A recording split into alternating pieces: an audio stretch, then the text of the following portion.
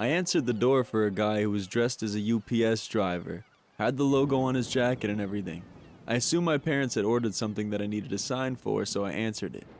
After opening the door and greeting him, I realized that not only did he not have anything for me, but there wasn't even a UPS truck in sight. He told me his name was Tony, and that he was selling lawn care services around the neighborhood. I started to figure that maybe he was just a UPS worker who forgot to change clothes before starting his second job as a landscaper or gardener. But then he started asking me weird questions, like if we had any security cameras or large dogs in our house. We do have security cameras, but they're quite hidden, and I told him that we did not. And even though our largest dog is a 1-year-old beagle, I told him we have 2 pit bulls. This entire time he wasn't looking at me, he was almost looking around me, letting his eyes coast around the inside of my house, probably looking for visible sights of something valuable. Then he asked me the weirdest question. He asked why I had my door cracked instead of opened all the way. I lied and said it was because I didn't want my pit bulls to see him and start going nuts. Truth is, I always do this when I answer the door for strangers, so I can close it as fast as possible should they try something. He then gave me a poorly made flyer for his supposed lawn care business and went off down the street to the next house. I shut my door and locked all of the locks on it. Tony, I hope I don't see you on the news anytime soon.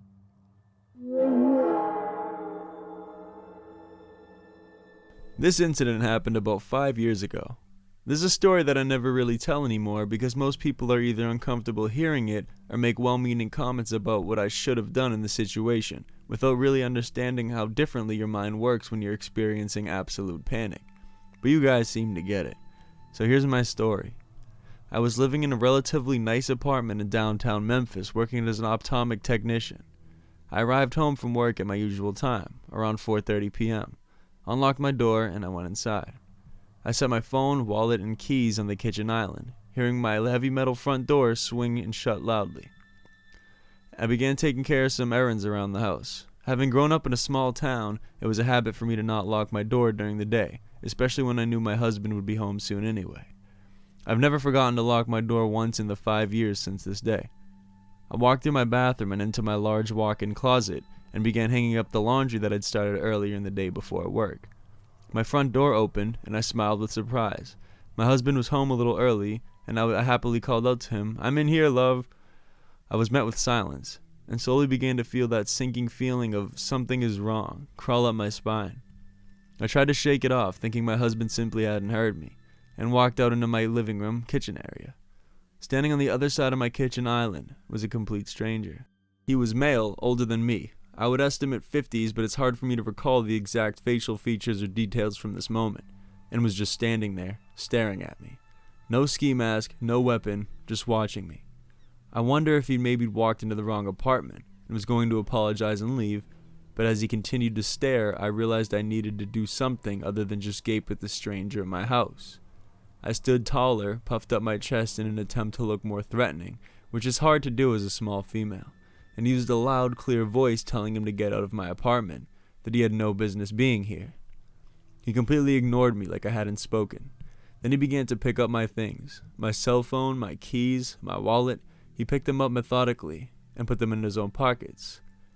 That's when it truly hit me that this person was dangerous. I was naive enough to believe this was all a mistake until that moment. I darted forward toward the only other device I had that would allow me to get any help, my computer. I had to take a few steps closer to the intruder in order to reach it, but still had about 12 to 15 feet between us, so I knew I could grab it and run before he could reach me.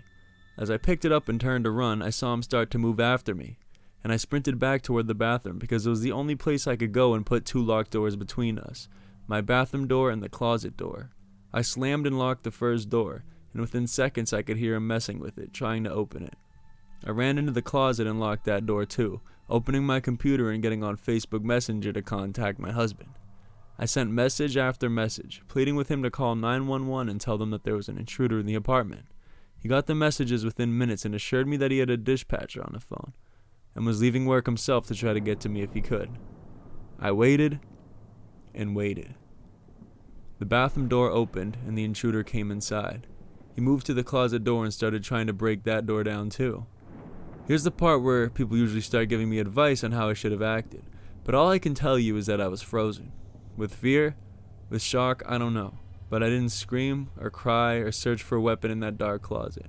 I didn't brace the door or try to hold it close. I just kneeled in my closet and waited to die because I just knew that's what was going to happen. People like to tell me that I lived in an apartment. Surely if I had screamed, someone would have heard and come to help me, right? Surely there was something heavy enough in my closet to use to defend myself, right? Hell, even the laptop I had would hurt if I swung it at someone. Why didn't I do anything? I don't really have an answer for that. But the closet door miraculously held. I heard frustrated footsteps go back out into the living area of my apartment. I heard things breaking, bottles shattering, my drawers and refrigerator and cabinets being flung open as things were torn out of them.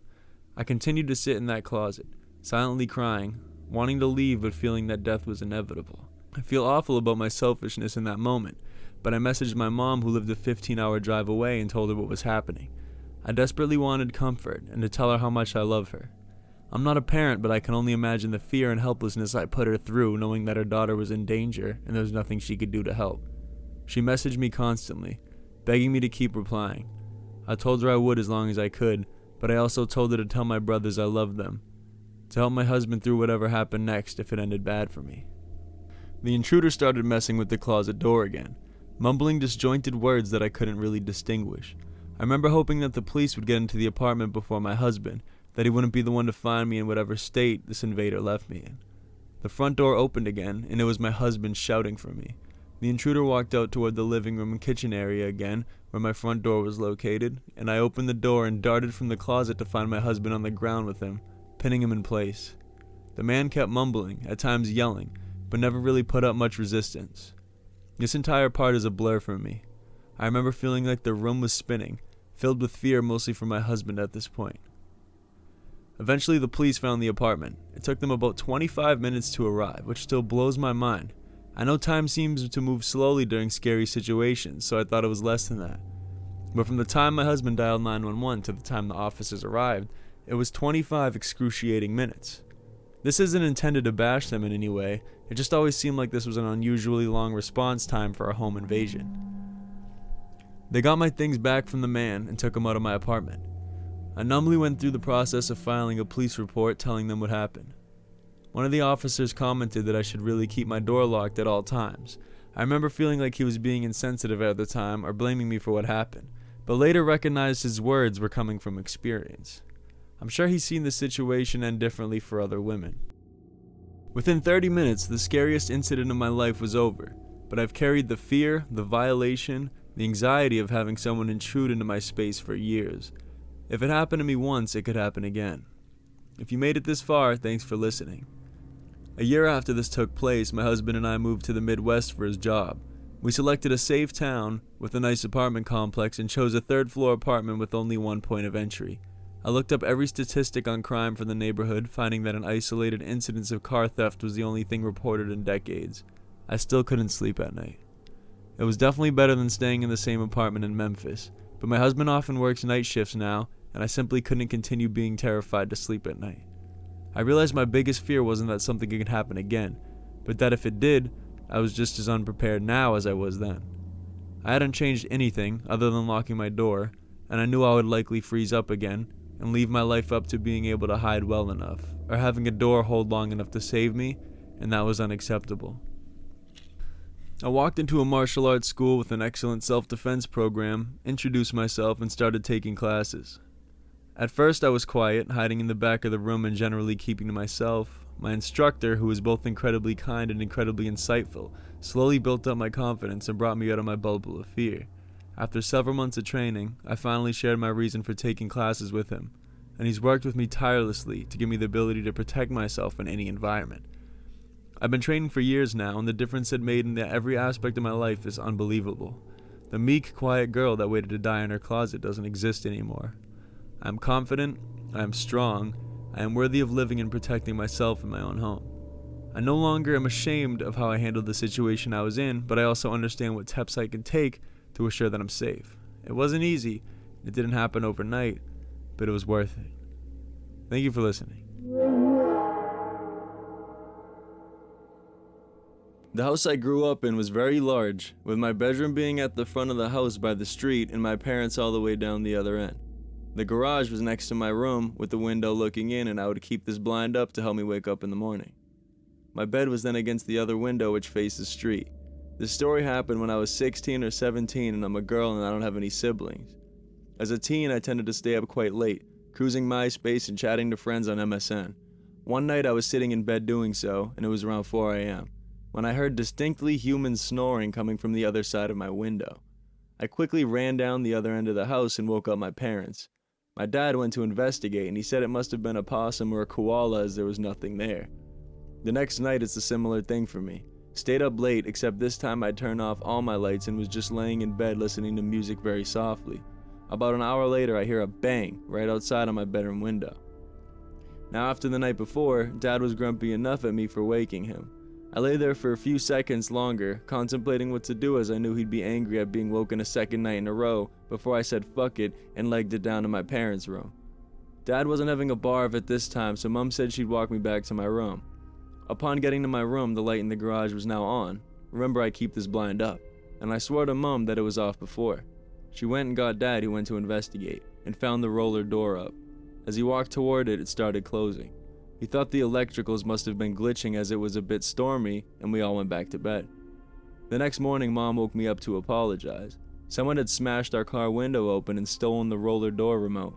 We never kept the house door on the other side of the roller door locked, and they shut the roller on Dad so they could get away.